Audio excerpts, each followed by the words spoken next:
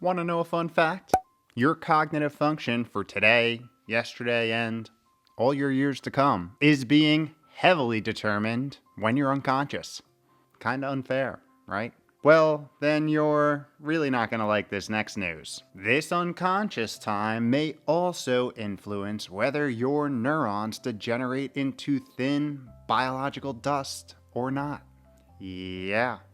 Here's why you're going to want to prioritize your time in dreamland from here on out. Yo, yo, yo! What is up? Welcome back to another week of How to Health. My name is Kevin. I run liftandbalance.com, where we take aim at all things health and longevity and do it in an odd, weird, interesting, and highly sarcastic way. Today we are once again fluffing the pillows and talking about the most restorative, regenerating, detoxifying part of our 24-hour day. A period where we leave reality and enter the bizarro world, which we only kind of vaguely remember the next morning. No, not Netflix and chill production team. Get your head out of the gutter. A time that just so happens to determine not only how we feel, but how we operate at the cellular and metabolic level. If you haven't guessed, we're talking about sleep. But specifically today, how disruptions in its ebbs and flows, or stages and cycles, can be big trouble for not only our memory, but longer-term cognitive function. Even potentially playing a role in the onset of one of the scariest diseases on the planet, neurodegeneration. Which is like the least cool for biological school thing there is. So to help guide us today and help make the case to start prioritizing and optimizing your Z's, we'll be diving into some new, hot off the scientific streets sleep lab data. We love sleep lab data, exploring this sleep memory neurodegeneration connection. And of course, we'll wrap up by walking through the daily tactical things that you can do to start putting your pretty cool meat suit in a position to sleep like the pillow fighting champion that you are. Whoa. I mean, I assume they sleep well. A lot of exercise. Anyway, to get going, let me first set the stage with a little more info about the problem. In particular, our poor sleep problem. Because the facts of the matter are, a large proportion of the world's adults and adolescents are not getting the recommended amount of nightly sleep on a consistent basis, falling under the minimum recommended threshold of 7 hours per night. Now, there isn't just a single reason for this. In fact, the thing that makes this topic so complex is the reality that there are many. We're talking variables such as lifestyle factors, including diet, exercise, outdoor time, and technology use. Then there's biological factors, such as circadian disalignment, mitochondria dysfunction, and metabolic disorders. And then there's a laundry list of emotional and psychological factors, a few notable ones being stress, trauma, and anxiety. This list of why we as a population can't sleep goes on and on. But it also doesn't just end with not being able to fall asleep, as there are a number of factors that can impair us from entering and staying in key sleep phases, primarily the deep and REM phases, or where the majority of the biological magic happens. This includes the consumption of extracurriculars such as alcohol, stimulants like caffeines, and a laundry list of pharmaceuticals, even prescription sleep pills, creating this interesting phenomena where the individual is dozed off, but having trouble getting out of light sleep and not spending sufficient time in deep and REM. Another very common interrupter of sleep quality is a slightly obstructed airway, a diagnosis known as obstructive sleep apnea, which is a chronic sleep condition affecting over 1 billion people worldwide, being tightly associated with obesity. Yeah, that is 1/8 of the population. And as alluded to, this is where the airway becomes slightly obstructed during sleep, resulting in a decreased intake of oxygen and a hypoxic or low oxygen internal environment, ultimately leading to constantly and unconsciously waking up due to the physiological need for more oxygen, and as a byproduct, an impairment of getting in those deep and REM phases. Without the sleeper even knowing that it's happening. And just to give you a little more detail on why poor sleep quality is a big problem, let's use the example of sleep apnea and go through its laundry list of associated comorbidities. We mentioned obesity, but it also includes cardiovascular disease, endocrine disorders such as type 2 diabetes, neurological conditions such as neurodegeneration, blood diseases, metabolic syndrome, and cancer. Not a fun list. And to add to it, piggybacking on this I'll sleep when I'm dead extravaganza, deep sleep, or the most restorative regenerating phase of sleep, is the special time where the so important lymphatic system is activated, which is the system, as we break down in its very own video here, which washes away all of the neurotoxic waste that naturally builds in the brain each day. The waste which, if left up there, has been shown to promote the prevalence of longevity liability numero uno, chronic inflammation. I mean, just imagine not only the next day, but 30 years from now impact that chronically depriving yourself of this essential function may wield. Not something you want to test your luck with, but that's just me. There's a reason why the Guinness Book of World Records, the organization that will let people jump from literal space to break a record, banned any new attempts for longest time awake. Yeah. And the science just continues to shed light on why poor sleep quality leads to poor outcomes, as meta-analyses have shown that sleep-disordered breathing, like obstructive sleep apnea, is associated with an increase in Alzheimer's disease, one of the most prevalent forms of neurodegeneration. Adding that people with Alzheimer's were 5 times more likely to have obstructive sleep apnea. We're talking about the deterioration of neurons here. Neurons which house the identity, life, and history of you. Until Elon Musk puts in the chip. Well, it's actually getting pretty good. Anyway, there's no need to freak out, because before any of that likely happens, much milder signs will likely peek their way out of the biological woodwork. Something that this new study sought to explore a little more. Researchers out of University of California, Irvine, investigated the association between the frequency of sleep apnea events during rapid eye movement or REM sleep and the severity of verbal memory impairment the next day.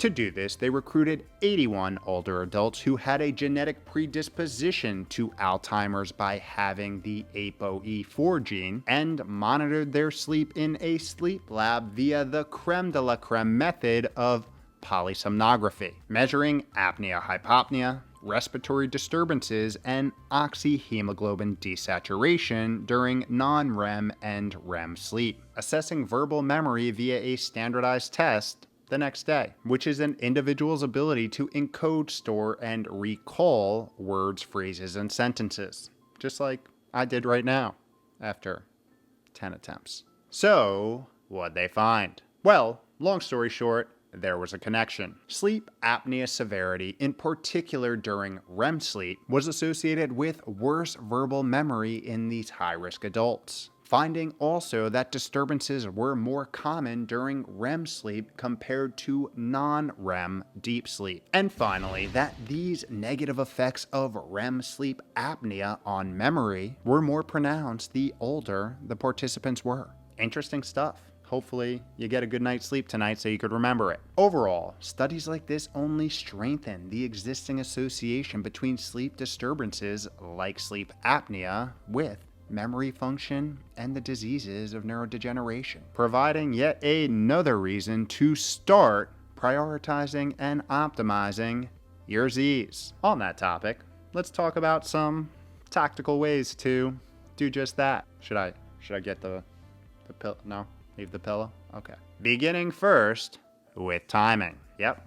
Timing matters. Making the first step in optimizing those Z's, standardizing on consistent bed and wake times, giving yourself an 8-hour sleep opportunity in between. And the best way to do this is aligning your sleep with the sunrise and sunset, the way it's programmed in our biological wiring. This is critical for keeping your circadian rhythms and body clock aligned. Two things we talk a lot about in other videos, which I will link below. So what does this actually mean when it comes to getting tactical? Good question. For most people, this means going to bed between 8 p.m. and midnight and waking up 8 to 10 hours later. There's a fair amount of flexibility here. However, doing the opposite, staying up through the night and sleeping into the day, a common byproduct of things such as shift work, have shown some pretty gnarly, in a negative way, effects. Again, we go deeper into that in the videos below. So after your slumber, when you wake up, 5 to 10 minutes of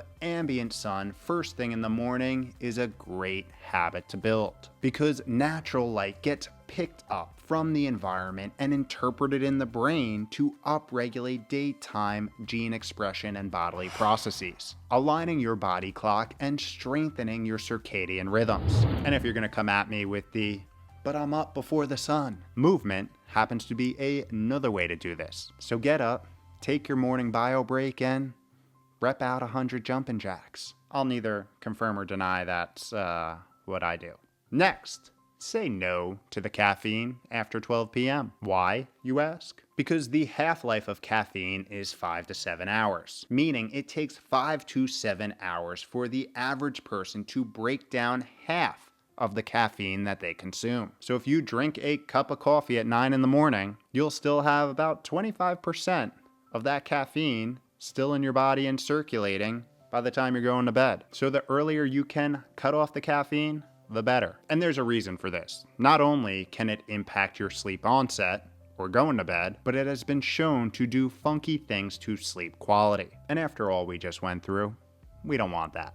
Then, returning back to movement, it is super helpful for both sleep onset and sleep quality to live an active lifestyle. So adding avid walks and a workout into your day is a major sleep booster. Another important factor is diet, as we saw here, displaying how ultra-processed eating impairs sleep, and impaired sleep promotes more cravings for ultra-processed eating. Yikes is right. So prioritizing real whole food and aiming to finish your last meal a few hours before bed so you are not stressing your body with digestion into the night is another big one. Speaking of big ones, proactively managing your stress is huge. It's huge. Moving on.